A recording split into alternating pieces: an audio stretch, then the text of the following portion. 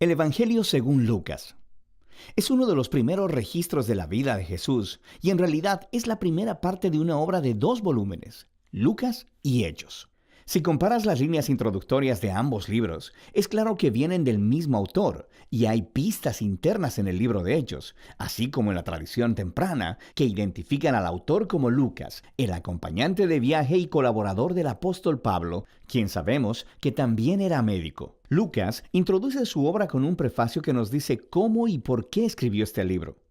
Él reconoce que hay muchos otros buenos registros de la vida de Jesús, pero que él quería volver a las tradiciones del testimonio ocular de todos los discípulos que pudiera para producir lo que él llama un registro ordenado de las cosas que se han cumplido entre nosotros. Esa palabra, cumplido, nos muestra por qué Lucas escribió este registro.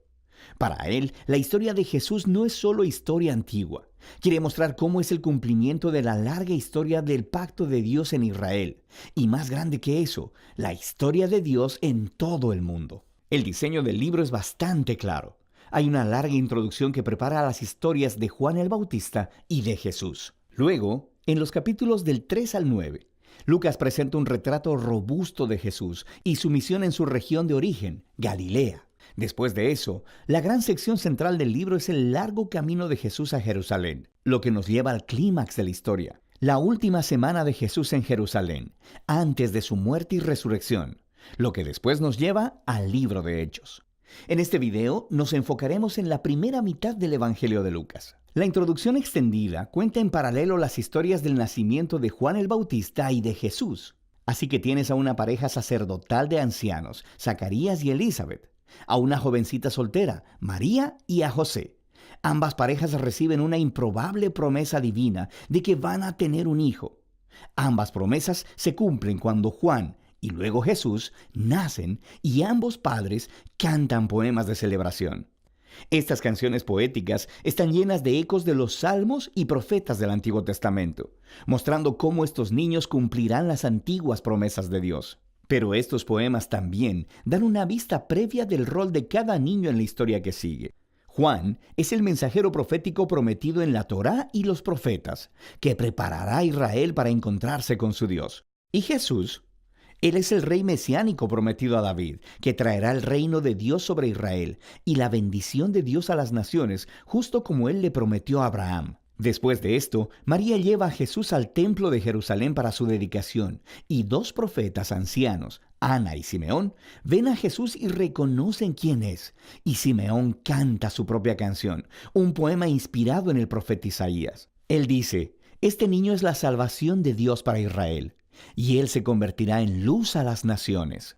Así que con toda esta anticipación, la historia continúa a la siguiente sección principal, donde Lucas presenta a Jesús y su misión.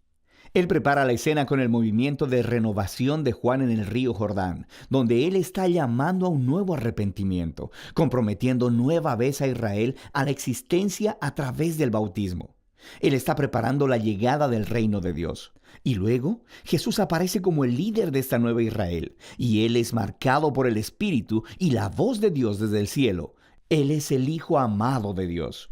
Después de esto, Lucas continúa con la genealogía y traza los orígenes de Jesús hasta David, y luego hasta Abraham, y luego hasta Adán en el libro de Génesis. Lucas está declarando que Jesús es el rey mesiánico de Israel, que traerá la bendición de Dios, pero no solo a Israel, la familia de Abraham. Él está aquí por todos los hijos de Adán, por toda la humanidad. Después de esto, Lucas ha colocado estratégicamente la historia de Jesús regresando a su ciudad de origen, Nazaret, donde inaugura su misión pública. En una reunión en la sinagoga, Jesús se pone de pie y lee del rollo de Isaías diciendo: «El Espíritu de Dios está sobre mí para anunciar las buenas nuevas a los pobres y libertad a los cautivos, vista a los ciegos y libertad a los oprimidos». Ahora, al igual que en los otros evangelios, Jesús aquí se presenta como el rey mesiánico que está trayendo las buenas nuevas del reino de Dios.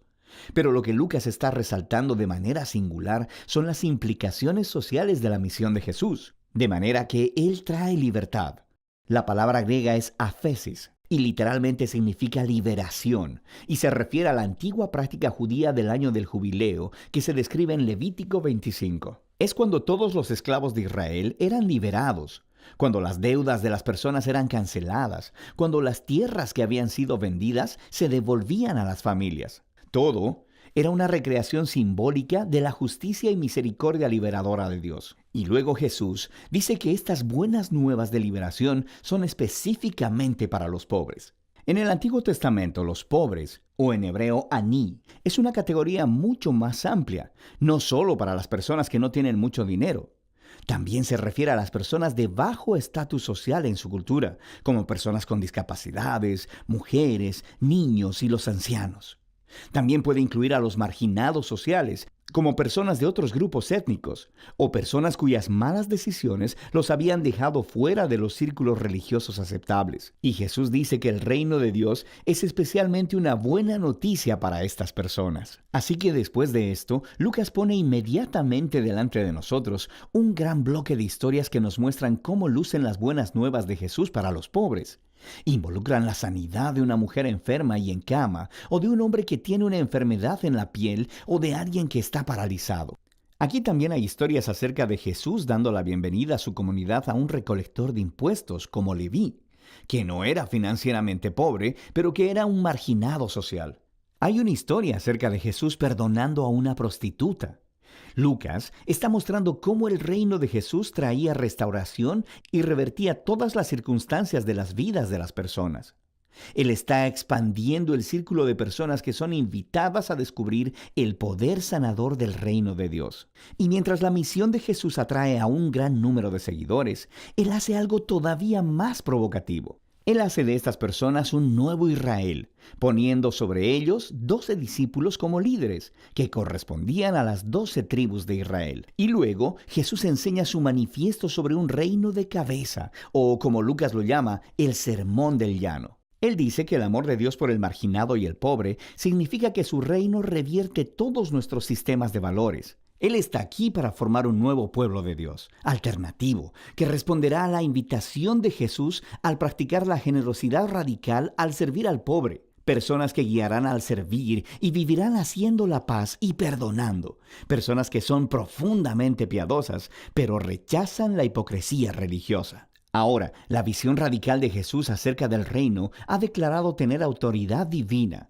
Así que empieza a generar resistencia y controversia, especialmente de los líderes religiosos de Israel. Su búsqueda de personas cuestionables es una amenaza a sus tradiciones religiosas y a su sentido de estabilidad social. Así que empiezan a acusar a Jesús de blasfemar a Dios, de ser un borracho y de juntarse con pecadores. Esta sección culmina en una nueva revelación para sus discípulos sobre la misión de Jesús. Él dice que sí, Él es el rey mesiánico y que establecerá su reino sobre Israel al morir en Jerusalén, al convertirse en el rey siervo sufriente de Isaías 53, que muere por los pecados de Israel. Y entonces, la escandalosa idea se explora en la siguiente historia, mientras Jesús sube a una montaña con 3 discípulos y de repente se transforma delante de ellos. Ellos están envueltos en esta nube de la presencia de Dios, quien anuncia, «Este es mi Hijo escogido». Y luego, Moisés y Elías están ahí, los otros 2 profetas que se encontraron con la presencia y la voz de Dios en una montaña. Y Lucas nos cuenta que ellos están hablando juntos acerca de la partida de Jesús, que estaba a punto de cumplirse en Jerusalén. Esa palabra griega, éxodo, es una clara referencia a la historia del éxodo. Lucas está representando aquí a Jesús como un nuevo Moisés, que guiará a su nuevo Israel a la libertad y a la liberación del pecado y la maldad en todas sus formas, personal, espiritual y social. Y eso nos llevará a la segunda mitad del libro, pero por ahora, esa es la primera mitad del Evangelio según Lucas.